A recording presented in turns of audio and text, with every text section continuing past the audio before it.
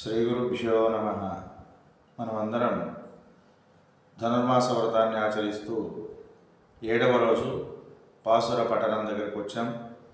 ఈ రోజున 7వ పాసురాన్ని ముందుగా పఠనం చేసి స్వామివారిని ప్రార్థన చేద్దాం.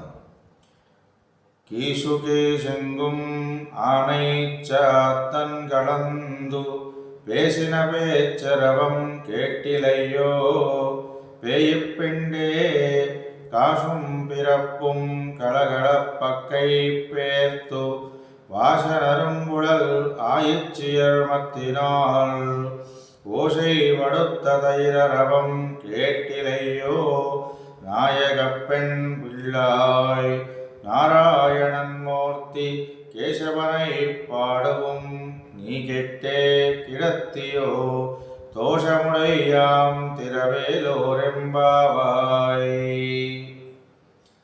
ఈ పాసురంలో గోదాదేవి మరొక గోపికను నిద్రలేపుతూ ఉన్నది.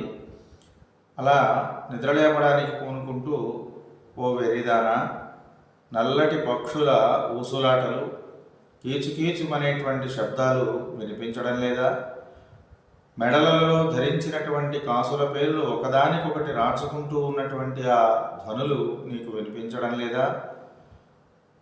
కొప్పులలో ఉన్నటువంటి సవ్వడులు, అట్లాగే కవములతో పెరుగు చిరుగుతూ ఉన్నప్పుడు వినపడుతూ ఉండేటువంటి శబ్దాలు నీకు ఏమీ వినిపించడం లేదా?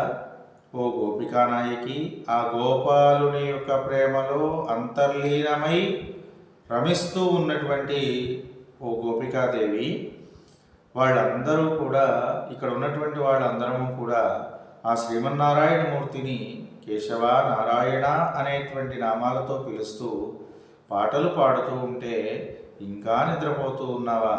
ఓ తేజోవతి, లేచి తలుపు తీయి, అందరం కలిసి లోకానికి మంచిని చేకూర్చేటువంటి శ్రీవ్రతాన్ని ఆచరించుకుందాం అని ఆ గోపికను నిద్రలేపుతున్నది గోదాదేవి. స్వస్తి.